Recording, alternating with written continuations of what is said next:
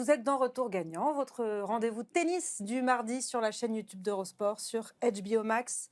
C'est l'été 2026. Alors on fait un petit pas de côté et on plonge un petit peu dans les livres d'histoire chaque semaine dans Retour Gagnant avec mes compères, Laurent Vergne, Salut. Olivier Canton Salut. et Romain Bouchenot. J'en ai marre de vous voir. On aime les Début de livres l'été, j'en d'histoire. peux plus de vous voir. Ouais, mais t'as changé de place quand même. Oui, c'est vrai. Pas de chemise mais de place. Il y a Cannes qui bouge pas, il est pas drôle. Ouais, moi ça c'est mon fauteuil, je n'en C'est bouge scellé, pas. il est scellé en Ouais, plus. Ouais. il est scellé. Je suis collée aussi au fauteuil de toute façon, donc je peux plus bouger. Je suis coincée avec vous tout l'été dans Retour Gagnant. Et aujourd'hui, on a envie de s'intéresser au portrait robot du joueur parfait, avec 8 coups les plus importants, 8 critères du tennis sur lesquels on va chacun, vous allez nous donner, vous, votre joueur ultime sur ce coup-là. Et ça nous permet de déterminer un petit peu le portrait robot du joueur parfait, même si on en a quelques-uns de spécimens assez complets. On a retenu donc le service, le coup droit, le revers, le retour, la meilleure volée, le meilleur physique, le meilleur mental et la meilleure main, le meilleur petit jeu. Et donc, qui va être le meilleur dans chacun de ces coups-là. Alors, il y a des noms qui vont revenir souvent, a priori. C'était pas Probablement. facile. Hein. C'était pas Probablement. facile. Mais c'est pas évident. Bah non, c'est vachement dur en fait. Et souvent, d'ailleurs, les joueurs se prêtent à cet exercice-là. Souvent, on fait des petites vidéos. Si tu pouvais choisir ton coup droit, ce serait qui Alors, ils ont tendance souvent à répondre des contemporains, des joueurs qu'ils ont affrontés, Ouais. mais aussi des idoles. Hein. Nous, l'avantage, c'est qu'on ne les a pas joués. Voilà. Ni les anciens, On ni, est totalement objectifs. ni ceux d'aujourd'hui. Donc, on a. On n'aurait pas fait un retour déjà, on ne pouvait pas trop le savoir. On n'aurait pas touché la avancé. valeur service des Ouais, autres. voilà. On a testé contre Nicolas Mahut, une partie de la rédaction d'Eurosport a essayé de retourner un service de Nicolas Mahut. Non, mais il y a 2-3 catégories où ça semble évident, mais après, finalement, tu réfléchis un peu et puis tu dis, ah bah oui, il y a lui, ah ouais, mais il y a lui, puis lui, quand même, c'était quelque chose. Bah, ce qui est bien, c'est que ce qui est drôle, c'est de ne pas être d'accord entre nous. Moi, je suis même pas sûr d'être d'accord avec moi-même déjà. Donc, Mais c'est ça, on a hésité. oui. Il y a certains c'est coups ça. sur lesquels on hésite entre deux joueurs. Donc, c'est pas si évident, mais c'est un exercice qui est intéressant. Surtout qu'on a tendance à se souvenir de certains, peut-être plus proches de nous, des joueurs qui nous il y a ont de l'affect touchés. aussi, bien sûr. Ouais, il y a de Ouais, l'affect aussi. Mais on a l'historien du tennis, là, donc c'est bon. Il va nous remettre Ouais, mais moi, j'ai dans le pas bon joué chemin. contre ces mecs-là non plus. Hein, donc, Bah, t'es invaincu du coup contre eux. ah ouais, ouais, C'est ouais. ça qui est bien. Alors, on commence avec quoi? Allez. Avec le service. Allez, bah oui, On normal. engage, quoi. Ah oui, Langage, forcément. c'est parti. Qui est le meilleur serveur pour vous? Alors, toi, Laurent, tu retiens Pete Sampras, Pistol Pete, qui est effectivement connu pour Ouais. son service. En Bah, je pense que particulier. c'était déjà le meilleur serveur, joueur aussi d'ailleurs, de sa génération. Je garde en mémoire, j'étais pas un super fan de Pete Sampras, pour être très honnête. Et le souvenir que j'en garde, c'est que, notamment à Wimbledon, mais pas que, mais notamment à Wimbledon, j'avais l'impression que c'était presque impossible de le c'est breaker, vrai. quoi. Et pour moi, si j'en fais le meilleur serveur, c'est pour sa seconde balle. Évidemment, il avait un premier service monstrueux, mais comme beaucoup de très très grands serveurs. Mais j'ai hésité, bien sûr, moi. J'ai pensé à John Isner, à Karlovic, tous ces mecs-là qui étaient des machines. Ce que n'était pas forcément Pete Sampras et qui servait probablement moins fort qu'eux. Mais la deuxième balle de Pete Sampras et cette faculté qu'il avait à sortir le coup, le service monstrueux sur les balles de break, par exemple, ou des balles de set dans un tie-break, c'est vraiment chez lui que je l'ai le plus ressenti tout au long de sa carrière. Et donc pour moi, c'est le serveur le plus complet, peut-être pas le plus puissant, le plus rapide, mais le plus complet. Ouais, mais Première, t'as deuxième raison, balle. c'est vrai que moi je garde en mémoire, c'est ça, la frustration quand tu étais devant ta Ouais. télé, sur les deuxièmes, les moments importants, mais il te claquait toujours le service, tu avais l'impression que c'était inévitable. Ouais. Break, balle de break ou pas, bam, il te sortait toujours le service extraordinaire. Et puis il avait ce geste en plus, Voilà. très simple. Moi, j'aimais beaucoup la gestuelle, Ouais. la fluidité qu'il y avait dans le geste de Pete Sampras. C'était vraiment On a inspiré beaucoup d'ailleurs. incroyable. Voilà. Ce geste-là. Fantastique, ouais. Se Mais lancer, c'est vrai se lancer illisible. Ouais. Ouais. Et après, le mec ne savait pas du tout ce qu'il allait faire, il était capable de tout faire. J'ai hésité, moi aussi, je pourrais mettre Sampras, c'est vrai, finalement. Non, mais je t'écoute, je dis, bah Vas-y, ouais, change, évidemment. Ça y est, t'es Et non, convaincu. mais non, mais- T'es Après, versatile. Non, mais après, tu regardes les chiffres. Alors, je regardais les chiffres, je me dis, bah, il y a quand même Isner. C'est vrai que c'est compliqué de ne pas mettre Isner. Bon, d'abord, parce que c'est vrai que sur première, c'est lui qui a 2,08 m. la première la plus rapide de l'histoire, d'ailleurs. 253, je crois. C'était monstrueux. Il pouvait tout faire, de par sa taille, en plus. Et sur première. Même sur deuxième, c'était un énorme serveur. Et puis, il y a quand même le record d'ace en carrière. Donc ça, c'est quand même un marqueur Et important. dans un match. C'est quand même un marqueur important, Je suis d'accord. je trouve. Mais quelque part, ça me fait un peu mal au cœur de le mettre parce que c'est un coup tellement important dans le tennis. Et je trouve que par rapport à ce qu'il a représenté lui comme joueur dans l'histoire du tennis, ça me fait un petit peu mal de le mettre là, en fait, c'est ça. Je pense que c'est probablement le service le plus dur à relancer quand tu es joueur. Mais est-ce que c'est le serveur qui a gagné le plus de matchs importants grâce à son service dans sa carrière?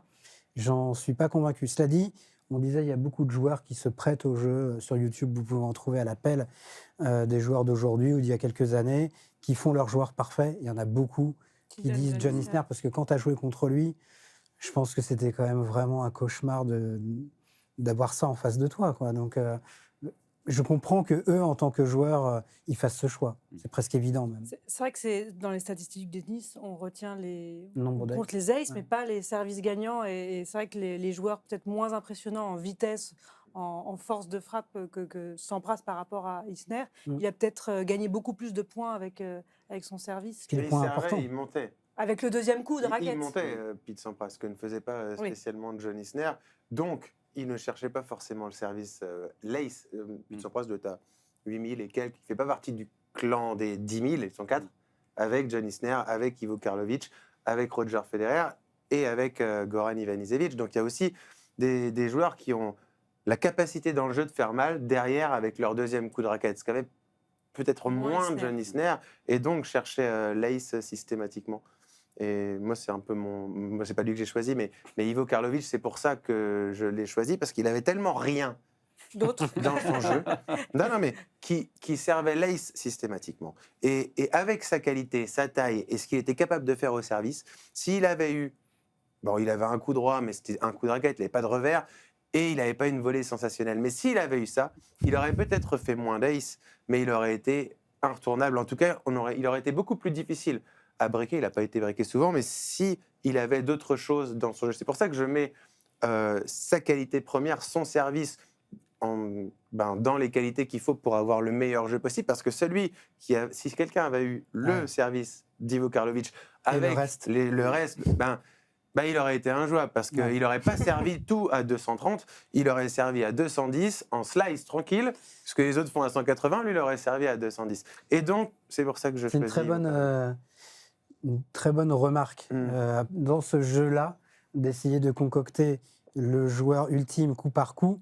Finalement, tu te dis, tu as raison, Karlovic, il avait que ça, donc s'il n'a pas fait une plus grosse carrière, c'est parce qu'il avait que ça. Mais si derrière, tu mets les coups qu'on va mettre, le coup droit de machin, le revers de truc et le mental de bidule, peut-être effectivement que cette base-là, elle est tellement monstrueuse. Mais est-ce que ce physique est compatible avec un bon petit jeu au filet, des quand même, amortis, un déplacement sur les points importants, il y a eu un truc très très drôle, je me rappelle, j'ai fait un papier là-dessus, je ne veux pas dire de bêtises, je ne me souviens plus quelle année c'était, peut-être 2016 dans ces eaux-là. Il y a eu une saison où Ivo Karlovic, il allait très souvent au tie-break du troisième dans les matchs en 2-7 gagnants parce que, évidemment, c'était compliqué de le breaker et lui, il ne breakait pas beaucoup non plus. Non. Donc, parfois, quand il perdait un tie-break et qu'il en gagnait un, ça se terminait au tie-break du troisième. Et cette année-là, alors, je ne veux pas dire, je n'ai pas la stat exacte en tête, mais dans l'idée, c'était ça. Il avait joué genre 15 matchs au tie-break décisif. D'ailleurs, une fois en Grand Chelem, à l'US, je crois, et on va dire 14 fois dans les autres tournois. Et il avait perdu, je crois, 14 fois sur 15. Ce qui est hallucinant, parce que tu dis, quand un match comme ça se joue dans un tie-break, et que tu es un serveur comme ça, on dit souvent que le meilleur serveur, il est avantagé dans un tie-break. Eh bien, lui, non. Parce qu'il était affamé. Sans doute, parce que le physique jouait, mais je pense un tie-break, c'est aussi beaucoup dans la tête. Un tie-break du troisième ou du cinquième. Parce que sur son service, il a 4 points pour s'en sortir. Voilà, donc normalement, tu te dis quand même, le mec, il va claquer tellement d'ace, tellement de services gagnants, qu'il devrait gagner les 3/4 des tie-breaks. Ben non. Donc, comme quoi, l'arme du service ne suffit pas. Oui, c'est vrai, mais souvent, quand même, quand tu sers comme ça, tu mets tellement de pression sur l'autre quand c'est à lui de servir que, en général, le serveur est avantagé. Actuellement, si on regarde les statistiques, c'est Yannick Sinner depuis 2 ans qui est le meilleur serveur de l'ATP. C'est pas du tout celui qui fait le plus d'ace. par rapport à un Riley Opelka, par exemple. En nombre de points, Mais c'est par rapport pourcentage de tout, première, c'est nombre lui de qui se fait points le moins derrière. breaker. C'est lui qui se fait le moins breaker parce que le mental, en fait, ça va avec tout parce que le mental, parce que les points à 30A, à 40A, il les gagne et parce qu'il a le reste du jeu aussi. Mais c'est marrant. Bon, c'est aussi le meilleur retourneur du circuit en statistique par rapport à tout ce qu'on est capable de sortir comme stat maintenant. Mais c'est pas celui qu'on a cité une seule fois en meilleur serveur, mais depuis 2 ans, c'est le meilleur serveur du circuit. En Non, mais c'est meilleur vrai que là, à serveur. Wimbledon, il a servi Mais extrêmement bien, moi, Yannick Sinner. j'hésitais entre Isner et Ivanisevic, par exemple. Parce qu'Ivanisevic, lui, quand même, il gagne un grand chelem, et en plus, presque exclusivement grâce à son service. Tu vois, en plus de gaucher.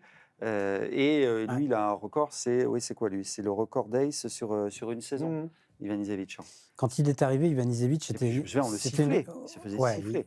C'était une petite révolution quand même, vraiment. Moi, il y en a deux que j'ai connus qui m'ont fait cette impression-là, c'est Boris Becker. Becker, quand il est arrivé au milieu des années 80, son service, c'était une dinguerie à Wimbledon. Quand il gagne Wimbledon la première fois en 85, tu avais l'impression que c'était impossible de toucher la balle, quoi. On n'avait jamais vu ça.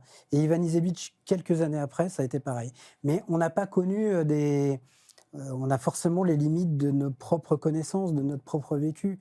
Ceux qui sont plus âgés que nous, il y en a heureusement, qui ont connu, on en parlait hors antenne, un Roscoe Tanner. Quand Roscoe Tanner est arrivé dans les années 70, on n'avait jamais vu ça. Et peut-être que dans 10 ans, dans 20 ans, on a un mec qui arrivera et qui servira à nouveau comme jamais on l'a vu, quoi. Peut-être parce qu'il fera 2,20 m, j'en sais rien, ou le matériel. Voilà. Remettre dans l'époque aussi, parce que tout est étouffé, éclipsé par ce qui se passe maintenant. Le premier qui a dû servir à 180 km/h en première devait être intouchable pour les autres. Donc en fait, c'est tellement difficile. Nous, on voit avec les raquettes de maintenant, le physique des mecs de maintenant, la taille, beaucoup plus grand maintenant. Tu dis, c'est forcément des mecs des années 2010, 2020. Oui. Alors qu'il y a eu des révolutions au service et dans tous les coups. Ivanisevic était grand déjà. Il était grand, mais quand on a commencé à suivre le tennis dans les années 80, personne ne mesurait 2 mètres. Oui. Un mec qui mesurait 1,85 m, c'était un joueur de grande taille à l'époque. Maintenant, tu as des gars qui font 2 mètres, 2,05 m, qui en plus sont hyper mobiles. Mais la taille, ça joue énormément, évidemment, au service. Je me souviens d'Arthur Fils, quand il avait perdu contre Zverev à Bercy, il y a 2 ans, je crois. Il avait dit, ça tombe de tellement haut que c'est forcément compliqué. Et quand tu fais 10 ou 15 cm de plus, ça vient de plus haut, ça vient souvent plus fort et plus vite. Le service de Giovanni Petit-Péricard qui est... Par exemple. Qui fait très mal. Je viens juste de penser à ça, mais Zverev est devenu le plus grand vainqueur en Grand Chelem En taille. En taille. Ah, c'est probable. 1,98. Il est un peu plus grand que Medvedev, je pense. Je crois qu'il est peut-être 1 ou 2 cm de plus que Daniel. la même taille. Mais est-ce qu'on aura un jour un joueur de plus de 2 mètres probablement qui gagne un grand chelem? Dans les années 80, il y avait un joueur américain qui s'appelait Chip Hooper, qui était vraiment un ovni, parce qu'il faisait, je crois, plus de 2 mètres. Et vraiment, on n'avait jamais vu ça. Et le mec, il paraissait, on a l'impression que c'était un basketteur sur un court de tennis. Alors, il n'était pas très bon parce qu'il n'était pas du tout mobile. Et puis, techniquement, il avait des limitations gigantesques. Mais j'aurais pas imaginé à l'époque que ça allait devenir presque la norme 20, 30 ou 40 ans plus tard, quoi. Alors, c'est qui le meilleur serveur alors? Du coup, on met quoi en service pur, ça se joue entre Isner, Karlovic. Non, mais sans pas, c'est vrai qu'il a gagné beaucoup de tournois grâce 14 à ça. tournois du Grand Chelem avec ce service. Allez, disons peut-être John Isner. Ça joue entre Isner et Sampras. Non, parce que moi, honnêtement, je voulais aussi mettre que des grands champions. Oui, voilà, c'est ça. J'avoue. Mais c'est pas forcément le bon choix. Il a raison, Romain. Si tu essayes de créer le joueur ultime, il faut prendre le meilleur sur chaque coup. Ce que n'est peut-être pas Pete Sampras. Ou alors, il faudra prendre la deuxième balle de Pete Sampras. Et la première, ça devient compliqué. La poire en deux. Par rapport aux zones aussi, le service sauté de... Daniil Medvedev fait 1,98 m également. Donc c'était... Ils font la même taille, a priori. Après, c'est les données Wikipédia. Alors, à vérifier, mais... On va les mesurer. Ça se joue à pas grand-chose. Le coup droit, c'est important aussi, le coup droit. Encore plus. Là, on ne mettra pas un Karlovic ou un joueur qui a eu une carrière. Non, là, il n'y a que des champions dans les noms que vous m'avez cités. Vous êtes deux, Romain et Olivier, à avoir cité Federer. Et toi, Laurent, tu as cité Rafael Nadal. Ouais, je suis entre les deux. Je suis vraiment entre Federer et Nadal. Tu vas encore te faire mais non, mais c'est parce que... Ils ont des En plus, c'est pas du tout le même particularités. coup droit, Non, mais ils donc ont c'est pas, sympa. c'est pas du tout Non. le même coup, mais c'est des coups tellement iconiques chez les les deux, deux. notamment chez Nadal quand même. Parce que c'est quand même avec ce coup-là qu'il a construit toute sa domination sur terre battue. C'est pour ça que moi je l'ai C'est- choisi. Qui a été et c'est un imité coup aussi. unique, quoi. Et il a C'est plus pas la joué chose. de coup droit que Roger Federer, Ouais. puisqu'il se décalait systématiquement. Ouais. Federer, c'est plus classique. C'est vrai que Nadal, tu dis le banana shot, ce coup droit lasso, enfin voilà, tout le monde l'a en mémoire. Donc je suis un peu partagé en fait. Moi, je pense que quand je pense à Rafael Nadal, la première image que j'ai, c'est ça. Son coup droit lasso. C'est son coup droit là, qui part comme ça. Donc, je suis allé spontanément vers lui, mais pour le coup, des joueurs qui ont eu des coups droits qui ont, d'une certaine manière, révolutionné leur sport quand ils sont arrivés, il y en a eu un paquet. Hein. Ivan Lendl, quand il arrive au début des années 80. Eh oui, le coup droit de Lendl, on n'avait jamais C'est vu ça. contractuel. Ouais, je suis obligé. Agassi, quand il arrive, Agassi, oui. quelques années après, on dit mais d'où ça sort ce truc quoi? Qu'est-ce que c'est que ce truc? Jim Courier aussi. Globalement, tous les De mecs toute façon, les de l'école champions ont un très bon Bollettieri, coup droit. bah, souvent c'est ton coup fort. C'est rare, ça arrive, mais Que c'est Zverev. rare que ton. Oui, bah, des cas comme ça, c'est rare, ouais. Ouais. Mais tu as raison. Djokovic, un petit peu. Bah, Novak Oui. Djokovic, ouais, je pense que oui, tu as raison. À la base, c'était plutôt Un le peu comme revers. Zverev. Mais souvent, le coup droit, quand tu es jeune notamment, c'est ce qui construit l'arme, le plus ton jeu. ouais, Quoi. ouais. Voilà, c'est ton arme principale. Et ouais, chez Nadal, je pense qu'il a tellement détruit de gars avec ce coup que il me faisait presque peur, moi. C'était, Avec je pense que ces lift, muscles qui. Mais oui. Mais il a Ah, fait beaucoup plus mal sur terre battue que sur d'autres surfaces. C'est pour ça aussi que je C'est ne l'ai vrai. pas mis, parce qu'il avait besoin de temps. Dès qu'il avait un petit peu de temps, son coup droit, il le mettait où il voulait, il faisait mal. Mais par contre, des coups droits en demi-volée de Nadal que Roger a pu faire à vrai que c'était Wimbledon, sur toutes les à surfaces, l'US Roger. aussi, il avait ce timing et cette capacité de réaccélérer des balles basses, des balles qui lui arrivaient dessus. En qualité pure. Alors, il faisait peut-être moins mal, parce que c'est vrai que Nadal, il a dû mettre beaucoup plus de joueurs à 10 mètres de la balle sur terre battue. Mais vraiment sur terre C'est battue. une balle moins lourde, mais qui Ouais, fusait quand c'est même. le timing, c'est le fait de la pouvoir la prise de prendre balle dans toutes précoce. dans toutes les positions. Après Federer, c'est vrai qu'il avait cette variété, et puis enfin cette puissance quand même, parce que Bah tu oui, vois, oui. on dit sur terre battue. Enfin attends, s'il n'y a pas Nadal, on en dirait gagne peut-être combien que le de meilleur coup Roland-Garros droit de l'histoire sur terre battue, c'est celui de Federer, tu Ouais. vois. Non, mais parce qu'il était capable de lifter, il pouvait tout faire justement avec son coup droit. Donc, mais c'était plus classique, mais c'était phénoménal aussi. Donc, Pour aller dans votre sens, si on reprend effectivement les joueurs quand ils font ce petit jeu du joueur ultime, le coup droit de Federer est plus souvent Je cité reviens que celui souvent, de ouais. Nadal. Ouais. C'est ah vrai. oui, parce que c'est comme ça qu'il construit quand même beaucoup de ses points et beaucoup de ses succès. C'est vrai derrière son service. Alors moi, j'avais aussi pensé à Del Potro, quand même, le bruit de la balle de, Marteau, de- quoi. de Del Potro Ouais. en coup droit, qui était quand même assez iconique. Et puis, un joueur qui est revenu, on en a parlé en antenne, c'est Fernando González, le Chilien, qui lui envoyait des souches de coups droits. Qui est aussi phénoménal. souvent cité par les joueurs qui l'ont connu. Donc je pense que ça devait être quelque chose quand tu avais González en face de toi. Mais Et c'est vrai que tu dis à tous que les ça fans de partait. tennis, Fernando González, oh, le coup droit. Ouais. Bah C'est oui, sûr, oui. tout le monde va Il parler fait une de finale son de Grand coup Chelem droit. quand même, donc c'est pas un champion. Je veux dire, il n'a pas gagné le titre du Grand Chelem, mais il fait une finale contre Roger Federer en 2007 Australie. à l'Australienne, ouais. Après, ça pouvait partir un peu dans tous les sens, quoi.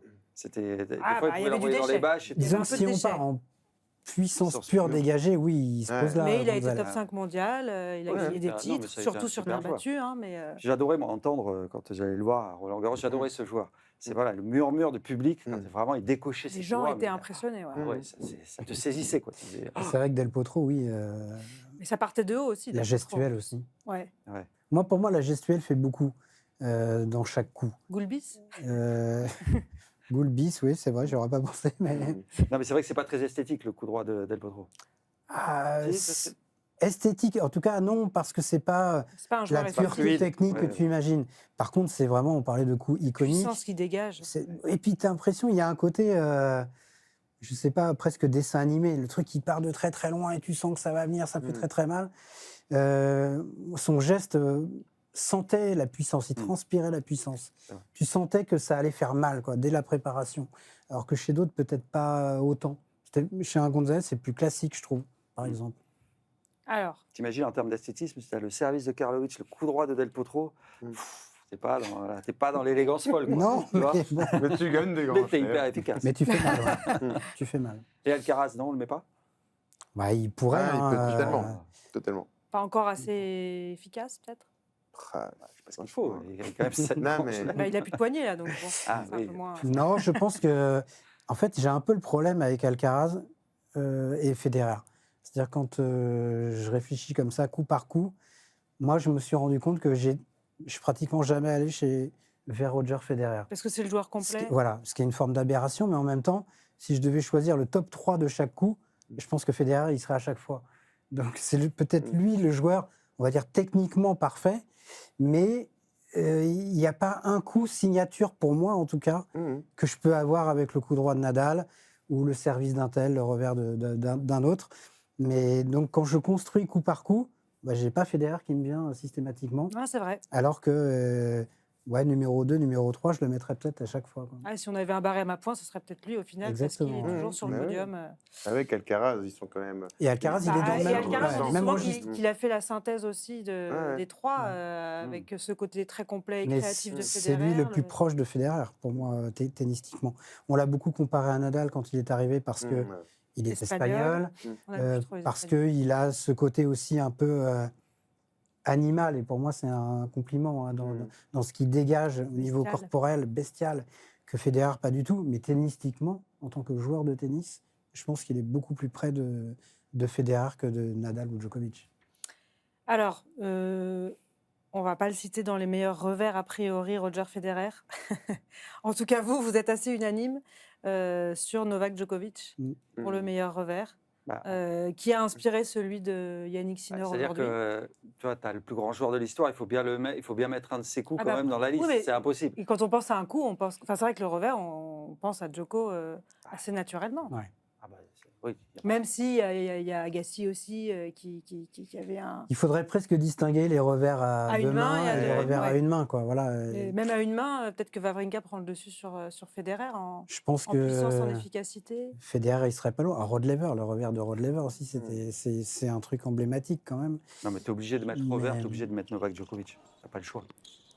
Ouais. Il peut en Bon. faire ce qu'il veut, il peut la mettre où il veut, dans sa qualité de retour Son déjà. slice aussi. Son slice, évidemment, son revers Les bonding. contres.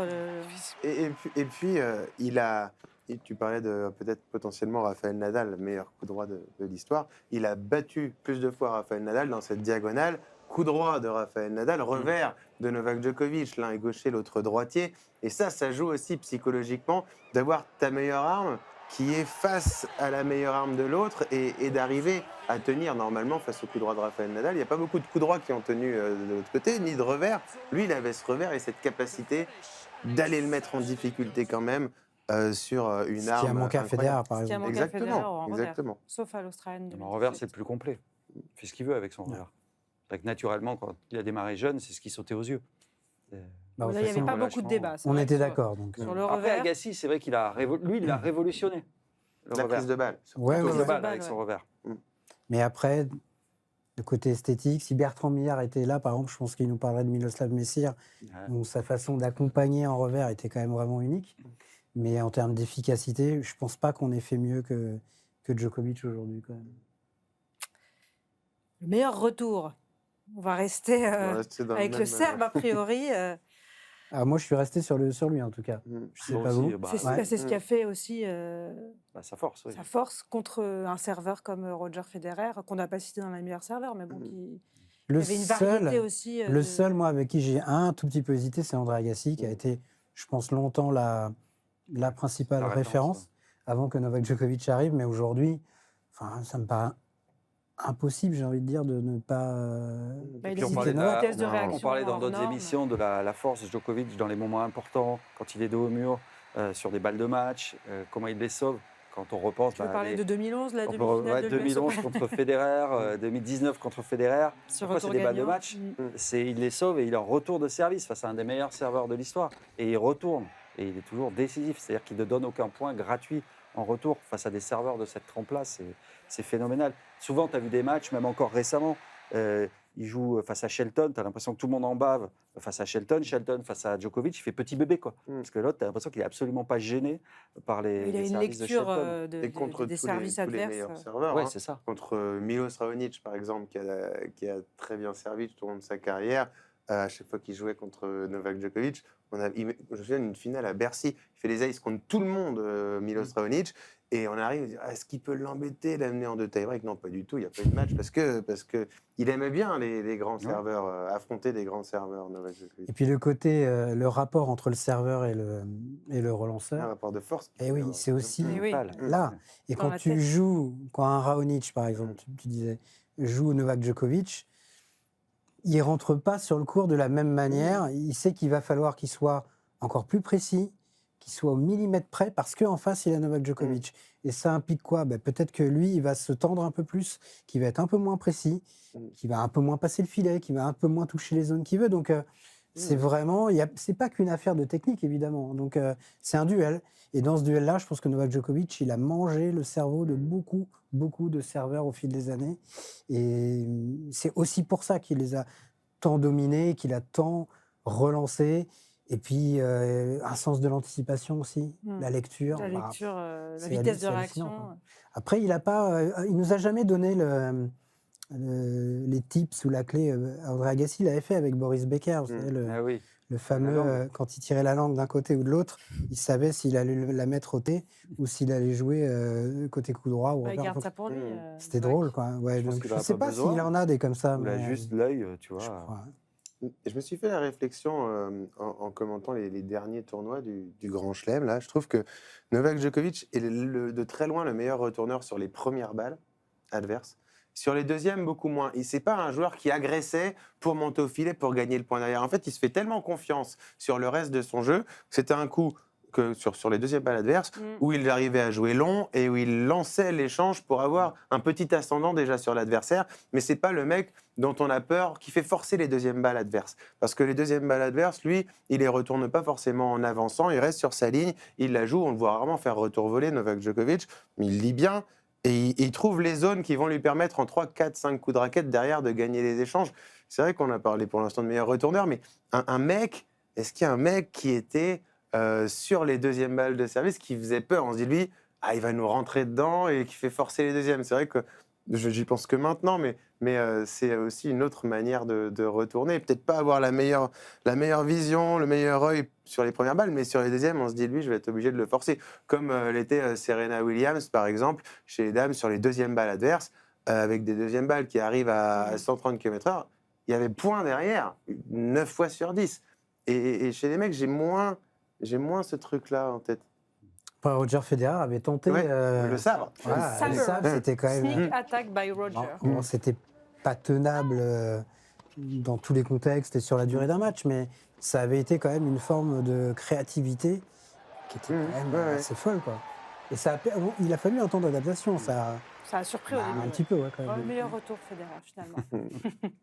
C'est juste histoire de parler de Roger Federer. Bah oui. Ça aussi, c'est contractuel. La meilleure volée. Ah, bah là, on peut citer Federer. Non Ah Moi, je ouais. ne l'ai pas mis, hein, mais. Bah, Comment toi, t'as mis Roger Federer sur la meilleure volée? Ouais. mais tu peux le mettre presque partout, Ouais, tu Federer. peux le mettre partout. Sur volée basse, sur demi-volée. C'est l'esthétisme aussi qui fait que. Mais c'est vrai que il a souvent eu cette capacité à réaccélérer des volées que les autres déposaient simplement, et ça rendait le coup assez fabuleux à regarder. Toutes les volées un petit peu sous le filet, à la limite, il remettait un petit coup, notamment en revers, mais il remettait un petit coup d'accélérateur pour la rendre inatteignable à l'adversaire. Et ces moments-là, bon, on les a plus malheureusement maintenant, mais ces moments-là, quand on le voyait armé, on dit, il va se passer quelque chose avec lui. Et ouais, c'est ça que j'aimais bien et c'est pour ça que je l'ai cité. Moi, c'est le cœur qui parle, hein, parce que c'est mon héros d'enfance. Mais enfin, en même temps, si on est un minimum objectif, tu es quand même obligé de le mettre très haut dans la liste, c'est Edberg. Stéphane Edberg, qui a travaillé aussi avec Roger Federer. Edberg, la volée d'Edberg. Enfin, alors là, voilà, s'il y a un coup qui définit un joueur, enfin, voilà, tu penses voler pour beaucoup de gens de ma génération. Je pense service Voler. volé même, Ouais. pour Edberg. Voler, t'associes Edberg. Tu l'associes à Wimbledon, sa volée de revers. Il faisait ce qu'il voulait avec sa volée de revers. Il avait en plus une élégance folle. Sa manière en plus de se propulser vers l'avant, vers le filet, avec ce service un peu particulier qu'il avait. Pas très esthétique d'ailleurs. Pour le coup, pas très esthétique. Mais après, ça lui permettait de se projeter très vite vers l'avant. Et il avait une classe folle. Il faisait ce qu'il voulait avec ses volets. Il l'a placé, pas toujours décisif, mais pas grave. En 2 temps, c'était pas. L'important, c'est de la réussir la première.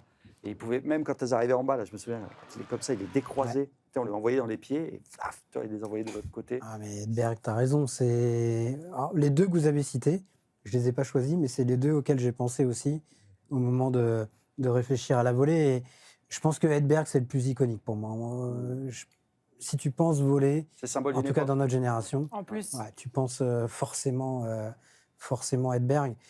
Et avec les deux, Federer et Edberg, cette dimension esthétique. D'ailleurs, je trouve que j'aime bien l'idée que Edberg ait travaillé avec Federer Mhm. et Becker avec Djokovic et pas l'inverse. Je trouve qu'ils étaient, entre guillemets, Plus mieux compatible. assortis Mhm. avec l'un et Oui. avec l'autre.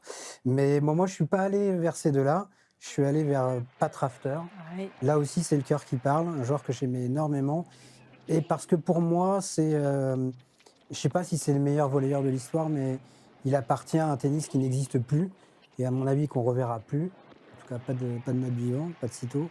Et voilà, c'est le dernier des Mohicans d'un tennis qui était sur le point de disparaître. Parce que déjà, à l'époque, il n'y en avait plus beaucoup qui faisaient service volé tout le temps, presque sur toutes les surfaces. Et j'adorais la présence physique qu'il avait. Pour moi, Mhm. c'était l'alliance d'une certaine prestance physique, corporelle, et quand même d'un esthétisme aussi. Il était beau à voir. D'abord, c'est un beau mec, et puis il était beau en tant que joueur.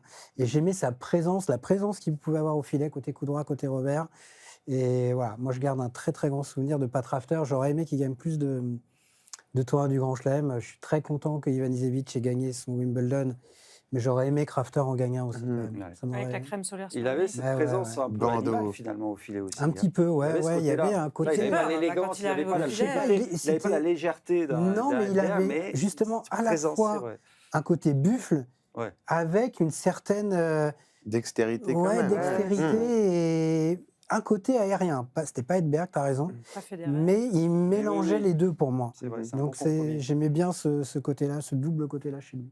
T'es en train de te faire convaincre, Olivier. Non, Edberg, Ah bah avec Edberg, non, Edberg, c'est il est impossible bien, de dire. là. Alors là, je l'ai interviewé à Monte-Carlo, j'étais comme un gosse. Ouais, je me souviens, ouais. Ouais, c'était mon héros Puis en d'enfance. plus, il n'a c'est pas bougé, hein, quelle classe. Non, mais Oui, oui, Ah ouais. on l'a encore revu. Je sais plus, c'est pas avec toi que je parlais de ça il y a Bah, il pas était à très longtemps, Wimbledon. Non. pendant Wimbledon. Et vieilli, on évidemment. l'a mais vu il change pas, quoi. Pas trop. dans la Royal Box un Ouais. jour et je me dis, mais il a 60 piges le mec là, c'est pas possible. Quoi. Ouais.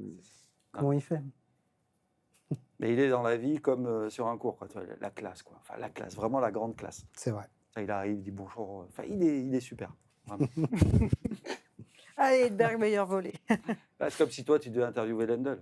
Tiens, c'est pareil. Ouais, mais il serait moins aimable. Moins sympa, ouais, Non, a priori. Oh, quand même, avec l'âge. Ouais. Non. Je l'ai croisé dans un couloir à l'O2 Arena à l'époque où il était le coach d'Andy Murray au Masters. C'était un super, Et association. ça. j'ai été à 2 doigts d'aller le voir Hmm. pour lui parler. Puis je me suis dit, non, fais pas ta groupie, c'est ridicule. Et donc, je suis pas allé voir Johan Lendl et résultat, je lui ai jamais parlé. Bah, Moi, c'est le dur, seul hein. pour qui... ouais, Edberg, c'est le seul pour qui je pourrais faire la groupie, quoi. Vraiment. Après, t'as Tu vois, pris je ta l'ai pas petite fait parce photo. que je me suis dit, bon, c'est le contexte, c'était une interview et tout, mais tu vois, je suis pas très. On va se faire prendre en photo, je sais pas du tout que tu es là pour faire ton boulot et tout, mais Ouais. j'avoue qu'Edberg, quand je l'ai vu arriver, j'ai fait. Tu vois, Non, mais Edberg, c'est la classe. Et je suis d'accord pour mettre Edberg à la volée. ah, tu vois, c'est moi qui l'ai convaincu. Non, mais Rafter, ça marche aussi. Non, mais je pense vraiment Non, qu'Edberg, Federer. c'est la référence absolue. En tout cas, moi, si je pense voler, je pense Edberg, si je devais en citer qu'un. Et quand il est venu travailler aux côtés de Federer, il s'est remis un petit peu plus à aller au filet aussi, Roger Federer. Oui, bah, je pense qui que. parfois- c'est pour ça qu'il est allé le chercher Je pense aussi. aussi, oui, bien sûr. ouais. Ah, c'est pas Trouver pour des son revers, solutions hein. face Non. à... C'était pas pour Non. travailler le retour. Hein, donc, Non, a a priori. service, a priori. Alors, on est dans un autre registre, là, après l'élégance des volets de Stéphane Edberg, le meilleur physique. Alors là, Excuse-moi, juste, j'ai oublié. Personne cite McEnroe quand même sur les volets. Voilà, c'est tout. Mais Juste, je McEnroe, signale c'est un parce que jeu quand même, tellement ouais. atypique pardon, que. je fais la parole. Mais c'est on aurait pareil, pu, hein. c'est vrai que c'est toute la créativité aussi de McEnroe, c'est quand même- Mais on au-delà aurait de pu, juste, notamment parce que ouais. c'était un incroyable. C'était le meilleur joueur de double Ouais. du monde. Et donc, il a Avoir eu ce énormément niveau en volé. simple et en Ouais. double en même temps, c'est... Et non, bien sûr, McEnroe. Mais de toute façon, c'est forcément un exercice frustrant parce que moi, quand tu nous as demandé de faire notre liste chacun de notre côté, et franchement, moi, quand j'ai fini la mienne, je pense que je ne veux pas dire que si je l'avais refait 10 minutes après, j'aurais tout changé, mais pas loin. il y a un petit peu de ça. J'aurais pu mettre Edberg pour la volée, puis le coup d'après, j'aurais peut-être mis Federer. Parce que, enfin, on parle de gens qui sont tellement iconiques, des références dans leur sport que on est quoi sur 8 ou 9 éléments au total. 8, ouais. Donc bah, forcément, c'est frustrant. 8 joueurs à citer. alors que tu penses pour chaque coup à 3 ou 4, quoi. Le physique. Mhm. Alors, qu'est-ce qu'on entend par Et voilà. physique? C'est l'endurance, la qualité de déplacement, Et de voilà, c'est couverture ça, de il y a tellement terrain. de trucs différents. Oui, La puissance la pure, puissance, évidemment. C'est vrai, le côté l'endurance, tu as raison. bestial qui va L'endurance faire sur un match, penser. l'endurance sur une carrière aussi. Enfin, c'est. Voilà, je ne sais pas qui commence, mais. Non, mais c'est vrai que vous m'avez tous cité Djokovic. Toi, Laurent, tu as aussi ajouté Villas. Mais quand on parle de physique, on a envie aussi de penser à Rafael Nadal. Enfin, c'est vrai que moi, c'est une des Ouais. premières images qui m'est venue à l'esprit parce que voilà, lui, du premier au dernier point, il y a un engagement qui est phénoménal. Et en plus, quand on sait a posteriori tous les problèmes physiques qu'il a eu, de se dire tous ces matchs qu'il est allé gagner en 4 heures, en 5 heures, Puis il qu'il te a fait détruit durer, physiquement, et puis il te et puis détruit il a détruit physiquement, en fait. physiquement ses C'est adversaires. ça, ce que les Puis adversaires racontent. C'est il arrive avant même d'entrer sur le terrain, physiquement il est là, il impressionne ses adversaires. le Au poids filet, qu'il met quand dans la il balle. saute. Il impressionne ses adversaires, c'est ça. Et je trouve que nous, on n'est pas les mieux placés finalement. Et c'est pour ça que c'est vraiment Oui. intéressant. Et j'encourage les gens à aller regarder toutes les vidéos sur YouTube que vous pouvez trouver où les joueurs donnent leur avis. On le Parce fera que avec notre prochain invité. eux, ils ont vécu ça. Mais je pense que Nadal, notamment sur terre battue, physiquement, il t'épuisait déjà avant d'être rentré sur le court, quoi. Tu savais que ce que ça allait te demander en termes d'engagement, de résistance, de durée sur le match. Je pense que tu étais déjà mort avant de rentrer sur le court. Ouais, Mais puis c'est ce que celui. tout- Oui, oui, vas-y, pardon. vas-y. Non, ce que tout le monde dit, et les joueurs, c'est on ne se rend pas compte de ce que représente la balle, d'avoir la balle de Nadal dans sa raquette, quoi. Mm. Le poids qu'il y a. Ouais, le poids. C'est lui qui demandait physiquement plus à Ouais. ses adversaires. C'est peut-être physiquement, il courait moins sur terre battue qu'il ne faisait courir ses adversaires. Donc sa puissance, c'est plus de la puissance, je trouve, avec le poids qu'il mettait dans sa balle, qui faisait exploser ses adversaires que sa couverture de terrain. Djokovic faisait moins mal, mais avait une couverture de terrain qui lui permettait d'être très souvent là dans des échanges où on aurait imaginé d'autres joueurs exploser. Enfin, je sais pas, hein, moi, c'est ce côté physique, il est un peu difficile à définir parce que ça peut être celui qui met le plus de poids dans la balle, comme pour Nadal, mais Nadal, dans les duels avec Djokovic, j'ai l'impression que plus souvent, c'est lui qui a craqué en fin de match que Novak Djokovic. Novak Et Djokovic, puis c'était les après- rallyes, la capacité à faire durer Ouais, le temps encore, ouais, ouais. d'aller sur des balles Mm. qui semblent impossibles à toucher. Tu as pris qui, toi, Romain, au final? Djoko. Djoko. Ouais, voilà. Mm. Ah oui, parce que quand tu penses Oui. notamment à cette finale à l'Open d'Australie qui a duré 5 Oui. heures. Moi, 53. Ouais, Moi, voilà. pareil, c'est vraiment pour ça que j'ai choisi Djoko, parce que j'ai pensé au nombre de matchs qui se jouent au physique, finalement, Ouais. quoi. Et quand tu arrives à 4h30, 5h, 5h30 de jeu, j'ai jamais senti... Alors, Djoko, on a eu l'impression qu'il était en train de décéder sur le court des dizaines de fois, Mm. parce qu'il a joué de ça parfois, parce que c'était son langage corporel. Mais j'ai pas de souvenir de match où Djoko, à part quand il était tout jeune, vraiment. Ouais, ouais. Mais à partir du moment où Oui, il est il devenu... abandonnait de toute façon Ouais, voilà. avant d'être dans le dur. Mais c'est ça. Petit tac. Mais à partir du moment où il est devenu le joueur qu'il est devenu, plus le match avançait, moi j'étais presque toujours.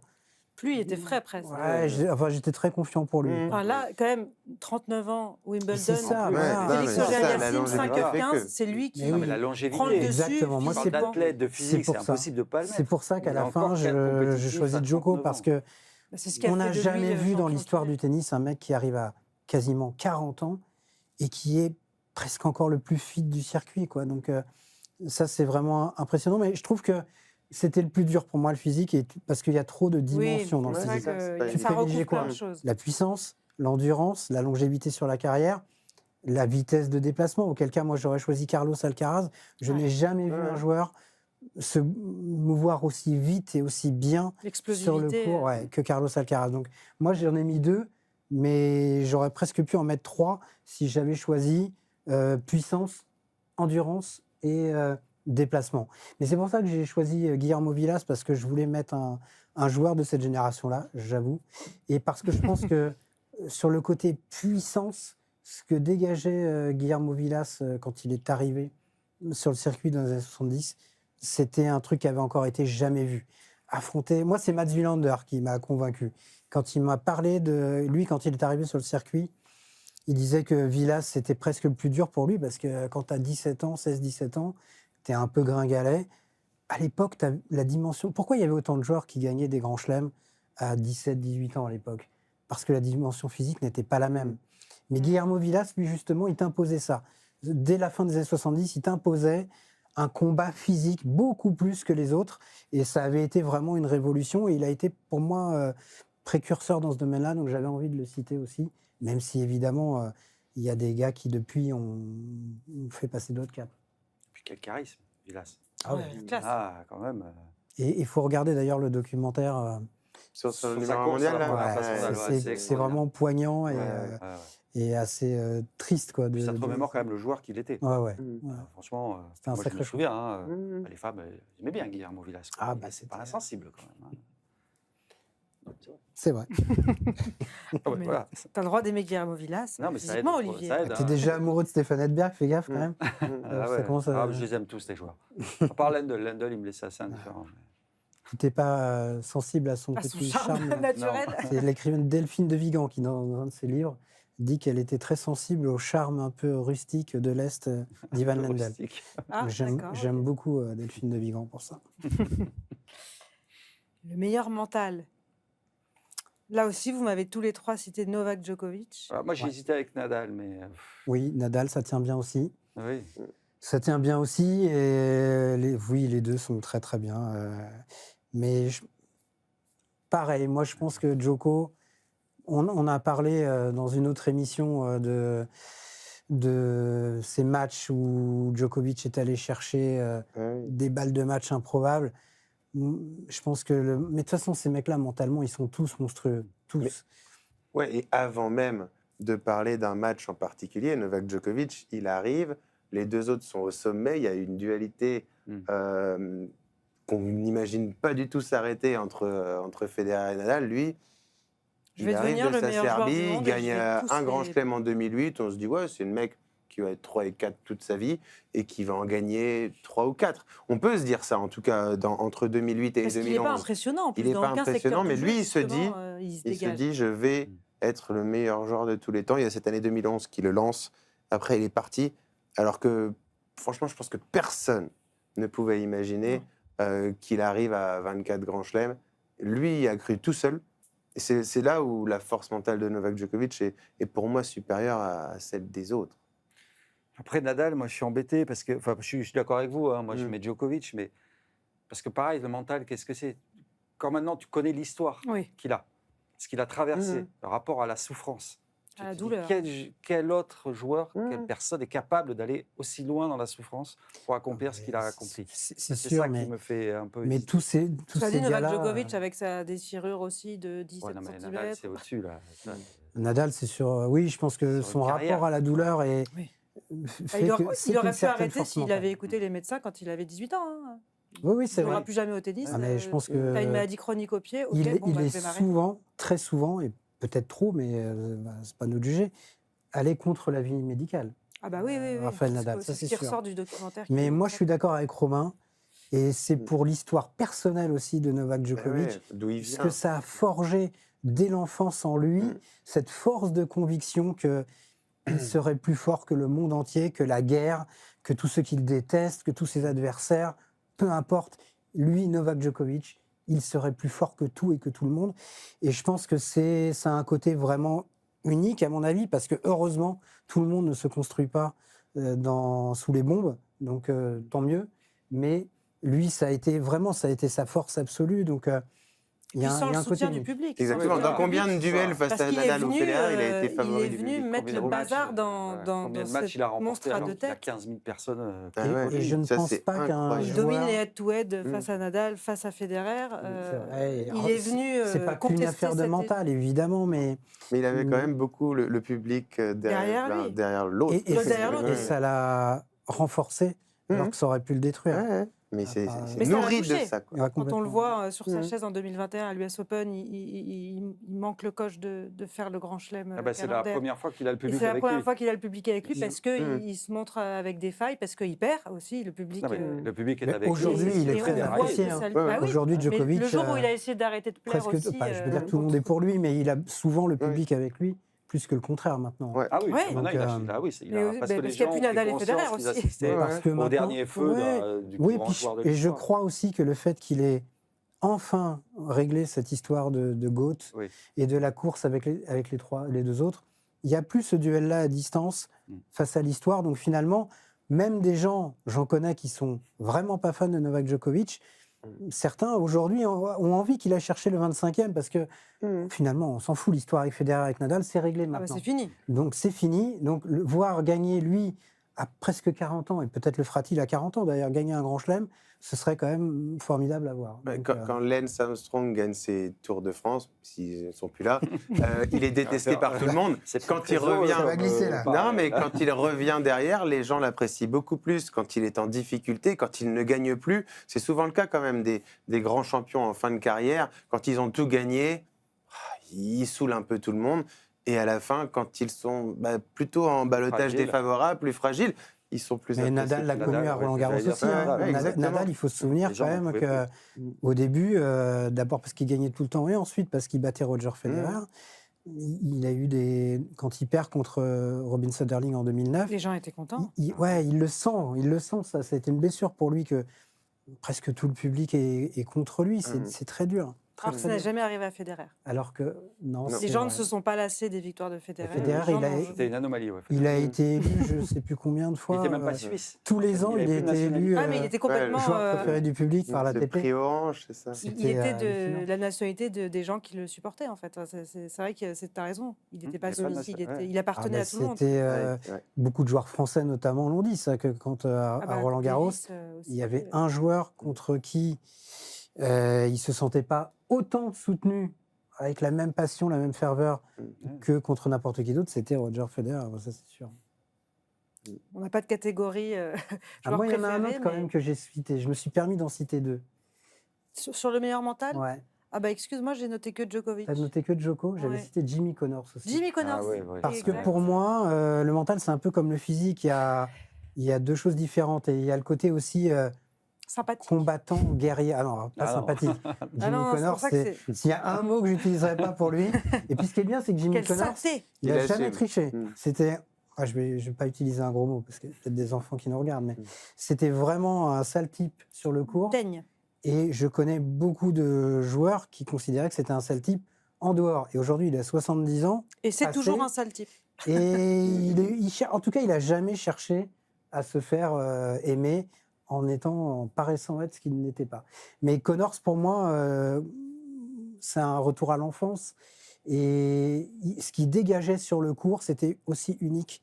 Et le côté guerrier, il lâchait jamais. C'était vraiment le plus grand combattant pour moi sur le court. Avec C'était confiance Jimmy aussi en Connors. lui, Pas forcément le côté mental, je rentre dans la tête de mon adversaire, mais quoique, quand il bat Krickstein, par exemple, à l'US, ce fameux match, Cette histoire incroyable. le jour de ses 39 ans, Aaron Krickstein, qui est... En plus, c'est dingue, parce que Connors a été le joueur le plus aimé du public de Flushing Meadows, alors qu'il n'était pas new-yorkais. Le new-yorkais, c'était John McEnroe. C'était le petit gars du Queens, avec Vitas Gerulaitis, qui était aussi du Queens. Et lui, il est de l'Illinois.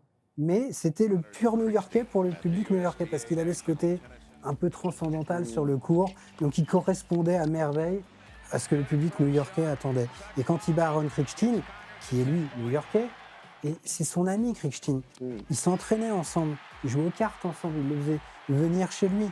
Et ce jour-là, il le détruit mentalement parce que ils sont, je ne sais plus combien il y avait de personnes sur le cours Louis Armstrong, disons 20 000, ils sont 20 000 contre 1. Tu es chez toi à New York, tu es américain, tu joues contre un autre américain et tu joues à l'extérieur, quoi. Et ce qui est terrible, c'est que derrière, ils se sont plus parlé pendant des années. Parce que pour Connors, à partir du moment où il s'était affronté sur le court, il faisait pas la part des choses. C'est pour ça qu'il n'avait pas d'amis en dehors du court, Connors. C'était pas possible pour lui. Et même des gens Comment dont on il peut était l'aimer proche, à partir du moment où il les avait affrontés sur le court, c'était fini, quoi. Donc moi, je ne pouvais pas ne pas citer Jimmy Connors en parlant du mental des joueurs de tennis. C'était pas possible. Et on va terminer avec le meilleur petit jeu, la meilleure main pour terminer sur Toucher de balle, quoi, un peu. toucher c'est de ça, balle, ouais. l'élégance. Compliqué. Là aussi, c'est compliqué parce qu'il y a des champions qui viennent immédiatement à l'esprit, comme Roger Federer, comme Andy Murray même, comme Edberg, McEnroe, et puis d'autres, des joueurs avec des jeux plus atypiques aussi. Alors moi, j'ai beaucoup réfléchi. Je me suis dit, ouais, alors qu'est-ce que tu pourrais sortir comme nom qui ne soit pas en effet Federer, Edberg ou même Alcaraz maintenant, Alcaraz, parce que, oui. voilà, je réfléchissais, je me disais, pourquoi pas Fabrice Santoro, tu vois, par exemple, qu'on appelait à l'époque le magicien. C'est un peu tiré par les cheveux, mais c'est quand même grâce à ça qu'il a construit sa carrière. Il avait une main fabuleuse, il était capable de sortir des coups que lui seul était capable de faire. Il ne jouait que comme ça, de Et toute il est façon. connu pour ça C'était pas encore la aujourd'hui. force et la puissance qui définissaient son jeu, donc c'était quand même avec la qualité de sa main, notamment de ses slices et de ses volets, qu'il était capable quand même d'exister et dans la deuxième moitié de sa carrière, quand il s'est construit un tennis plus, Je rigole plus pas par offensif. rapport à ce que tu dis, mais j'avais une vision d'un seul coup. Là, je repensais au service de Karlovic et ça commence à faire un monstre, notre truc. Ouais, là, il est pas mal celui-là. Et en préparant l'émission, du coup, je me suis amusé à regarder des vidéos de Santoro et je suis retombé sur le fameux match qu'il a fait contre Roger Federer au deuxième tour de l'US Open en 2005, qui est en plus Federer Prime. Prime. Et c'est une des rares fois où le joueur qui perd en 3-7 contre Federer sur le central en night session, il a droit de rester sur le court pour faire l'interview avec le vainqueur, parce que le public était debout face à la démonstration de Santoro, qui avait perdu certes en 3-7, mais qui avait délivré tout au long de la soirée des coups extraordinaires. Il a fait des twinners, il a fait des volets dans le dos, des volets extraordinaires, des amortis. Il n'y a eu que des coups gagnants dans cette partie. Je vous recommande de regarder les highlights de ce match. C'est phénoménal. Et donc voilà, c'était aussi pour moi l'occasion de rendre hommage à un joueur français, à un joueur vraiment atypique. Et moi, Santoro, j'adorais, justement, parce qu'il sortait du cadre, il n'était pas grand, il n'était pas costaud, il ne servait pas à 200 km/h. Et voilà. Mais c'est vrai que le toucher de balle va avec la taille, parce qu'on peut parler aussi de Corentin Moutet ou d'autres joueurs français comme Hugo Gaston. Je me souviens de son match contre Stan Wawrinka, où il l'a eu juste avec du toucher de balle. Et on n'imagine pas les serveurs de 2 mètres dont on a parlé tout à l'heure avoir une belle main. Karlovic, il n'a pas de main. Il n'y avait rien, t'as dit. Ouais, non, mais c'est moi, c'est Tu sens plus pour Corentin certains, Moutet parce que certains, c'est naturel. c'est exceptionnel. Voir jouer Corentin Moutet à l'entraînement, je l'ai vu l'année dernière à Bercy, enfin il y a 2 ans à Bercy, taper des balles pendant 1 heure, il met la balle où il veut. Et il fait tous les effets qu'il veut et il en fait ce qu'il veut. Après, il lui manque d'autres choses pour avoir la possibilité d'en faire ce qu'il veut, parce qu'il n'arrive pas avec son service forcément à se mettre un peu de poids dans sa balle. Mais je trouve ça fabuleux. C'est vrai que Alcaraz, Federer ont tellement d'autres atouts qu'ils utilisent peut-être un petit peu moins cette main-là, et peut-être la même. Mais je trouve que avec sa taille et son physique, Corentin Moutet, il fait des choses que les autres ne savent pas faire. Mais il faut qu'il y ait une finalité quand même aussi derrière. Sinon, c'est Mansour Barami. Oui, non, mais Parce que comme tu dis, il y a l'entraînement, il la met où il veut, il fait ce qu'il veut. Oui, mais arriver à être 30e mondial. Ah oui, non, c'est sûr. Non, mais en plus, je pense qu'il n'a pas, il a pas que ça, Corentin Moutet. Non. C'est quand même un très très bon joueur de tennis. Mais c'est pour ça que moi, pour le coup, j'ai pris vraiment votre contre-pied et je suis allé vers Roger Federer. Parce que je pense que effectivement, comme tu dis, il l'utilise peut-être pas autant, donc c'est moins visible peut-être que chez un Carlos Alcaraz, qui à un moment donné, je veux pas dire qu'il abusait de l'amorti, mais il savait tellement, évidemment c'est une arme, mais il sait tellement qu'il le maîtrise et que c'est un coup esthétique, et que je pense que cette dimension-là, c'est un chez romantique, Alcaraz, elle est importante. Donc je veux pas dire qu'il fait des amortis pour faire des amortis, bien sûr que non. Non, mais il aime ça. Un peu plus que chez Roger Federer, je pense, chez qui il y avait toujours la finalité du point du moment, quoi. Et j'ai souvenir de certains gestes de Roger Federer quand même qui étaient absolument hallucinants. Donc dans tout ce qui était petit jeu, notamment la fin d'amorti. L'accompagnement. Où il a joué à longue. Quand tu regardes, il fait semblant de la jouer courte et il a joué à longue. Il y en a beaucoup qui le tentent, mais lui il le faisait avec une classe certaine. Donc j'avais envie quand même de citer Federer. Et en plus, je me sentais, oui, ça en fait partie bien sûr. Puis comme je l'avais cité dans aucun autre coup, j'avoue que je culpabilisais. C'est pas le pire endroit où le mettre. Mais sinon, pour moi, tu parlais d'Andy Murray et je le mets au même niveau. La main d'Andy Murray, qu'est-ce que j'aimais ça, là, ce petit coup de poignet là, capable de tout faire vraiment. Le lob meilleur lobeur de l'histoire. Côté coup droit, le petit jeu d'Andy Murray. Je pense que c'était assez formidable. J'aimais vraiment beaucoup ça chez lui. Donc j'avais quand même aussi envie de le C'est vrai citer. que Murray aussi, on ne le cite jamais, c'est Bah, cruel. hein. je Au vois retour, hyper Murray, complet, hein. c'est pas Ouais, mal le aussi. retour, le hein. revers. Joueur hyper le- complet par excellence. Puis après, quand même, pour finir la main, celle d'Ivan Lendl aussi, quand même. Pardon. Ça nous donne un beau Frankenstein, ça. Ouais, là, Ah, oui, et- là. Si on prend le Ah, il service de ressemble à rien, Karlovic mais- et la main de Corentin Moutet. Vous vous souvenez de alors, vous n'avez pas connu, mais Olivier, tu as peut-être connu la maxi-tête sur Canal+. Ça Et oui, Oui, c'est à bien ça que je sûr. pense. C'est vrai. peut être sympa. C'était sympa de faire ce portrait Ouais. robot, en tout cas, Ouais. Ouais. du joueur idéal. Ça Dur, permet mais aussi de sympa. se replonger dans certains coups, d'avoir envie d'aller revoir des highlights. Mais oui, vraiment, regardez. hein. Et il y a de la variété quand même dans les choix qui ont été faits, même si certains grands noms reviennent beaucoup. Donc, bravo pour cet exercice. C'était passionnant. C'était sympa, ouais. Merci à tous les trois. Merci beaucoup. Merci. Merci à Seb Petit aussi, qui prépare cette émission en régie, qui nous envoie des petits mots doux quand on dit des bêtises ou pas.